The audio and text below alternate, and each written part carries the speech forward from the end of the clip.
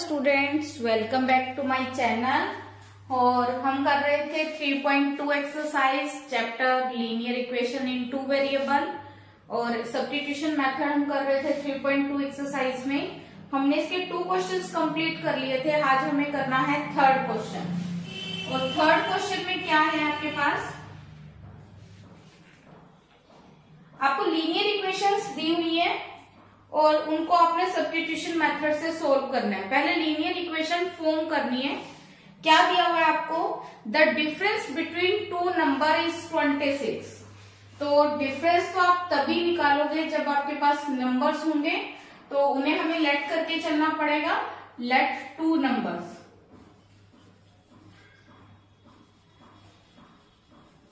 To number हमने let कर लिए x और y। और इसने बोला इन दोनों का जो डिफरेंस है वो कितना है 26। डिफरेंस के लिए क्या करोगे आप, दोनों को माइनस, इसका डिफरेंस मिल गया 26 और ये फॉर्म हो गई हमारी फर्स्ट इक्वेशन। फिर इसने बोला if a number is 3 time the other, कि एक नंबर दूसरे का 3 टाइम है। मान लो एक नंबर मैंने ले लिया x, वो दूसरे नंबर का क्या है 3 टाइम, इसको हमने ले लिया सेकेंड इक्वेशन। अब आपने इसको सब्स्टिट्यूशन मेथड से सोल्व करना है। तो आप इस इक्वेशन में देख रहे हो कि जो x है वो किस पर डिपेंड कर रहे हैं, y पर। मतलब x की वैल्यू 3y है, तो x की वैल्यू 3y आपको कौन सी इक्वेशन है, ये सेकेंड, और इसको आप सब्स्टिट्यूट कर दोगे कौन सी इक्वेशन में, फर्स्ट इक्वेशन में। तो हम पुट कर देते हैं x is equal to 3y in equation first. First equation क्या थी, x minus y is equal to 26। x की वैल्यू क्या पुट करनी है आपको, 3y minus y is equal to 26, 2y is equal to 26 और y की वैल्यू 26/2।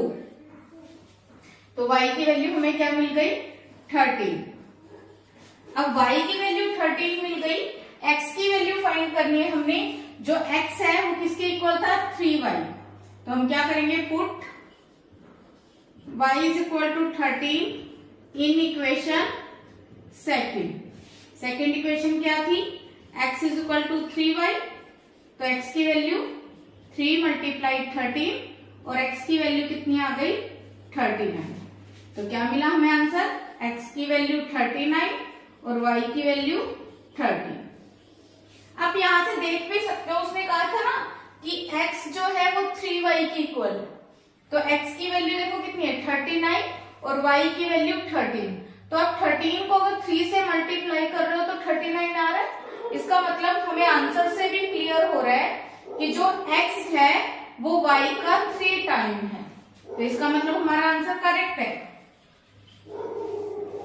क्लियर है। आपको इसमें क्या दिया हुआ है, कुछ इंफॉर्मेशन दी हुई है। पहले आपने उससे लीनियर इक्वेशन फॉर्म करनी है, फिर उसको सब्स्टिट्यूशन मेथड से सोल्व करना है। करो नोट डाउन।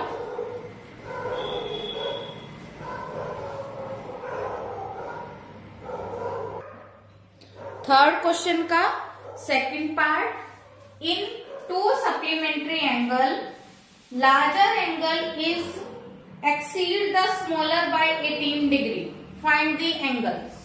अब इसमें कंडीशन आपको एक दी है, पर थोड़ा सा अगर आप ध्यान से देखो, उसने बोला सप्लीमेंट्री एंगल। पहले आप लेट कर लो, लेट 2 सप्लीमेंट्री एंगल्स।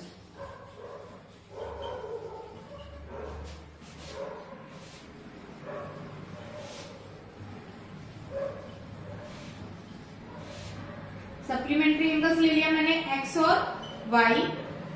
तो इसने क्या कहा कि एक एंगल लार्जर एंगल, इसमें से किसी को भी आप लार्जर ले लो, मान लो x ले लिया मैंने लार्जर है, वो स्मॉलर से कितना एक्सीड कर रहा है, 18 एक्सीड कर रहा है, तो प्लस। इसको फर्स्ट इक्वेशन ले लिया। फिर दूसरी कंडीशन के लिए देखो सप्लीमेंट्री एंगल। सप्लीमेंट्री एंगल क्या होते हैं, जिन 2 एंगल का सम 180 डिग्री। दूसरी इक्वेशन यहां से फॉर्म होगा। आपको याद होगा कॉम्प्लीमेंट्री एंगल क्या होते हैं, जिन दो एंगल का सम 90 डिग्री होता है, और सप्लीमेंट्री एंगल क्या होता है, जिनके दो एंगल का सम 180 डिग्री। तो इसमें भी हम सब्स्टिट्यूशन मेथड लगाएंगे। तो यहाँ पर देखो x जो है वो पहले से y पर डिपेंड करता है, और x की वैल्यू कितनी है, y प्लस 18। तो x की यही वैल्यू, ये फर्स्ट इक्वेशन थी, और इसको पुट किस में कर देते हैं, सेकंड में। Put x is equal to y plus 18 in equation second. Second equation लिख लो पहले, x plus y is equal to 180। x की वैल्यू कितनी है, y प्लस 18, y और y कितना हो गया, 2y, 18 प्लस का इधर जाएगा तो माइनस का, 2y is equal to, minus कर दो, 10 में से 8 माइनस किया कितना आ जाएगा 2, 7 में से 1 माइनस करेंगे 6, 1। y की वैल्यू यहां से हम फाइंड करेंगे, कितना आ जाएगा y की वैल्यू 162/2, 2 से कट करके y की वैल्यू कितनी आ गई 81। अब y की वैल्यू कौन सी इक्वेशन में पुट कर देते हैं, फर्स्ट में। Put y is equal to 81 in equation first. तो x की वैल्यू कितनी आ जाएगी, y प्लस 18 था, और y की वैल्यू कितनी है 81 प्लस 18 प्लस करके कितना आ गया हमारे पास 99। x की वैल्यू आ गई 99 और y की वैल्यू आ गई 81, और जो एंगल है वो किसमें, डिग्री में होते हैं।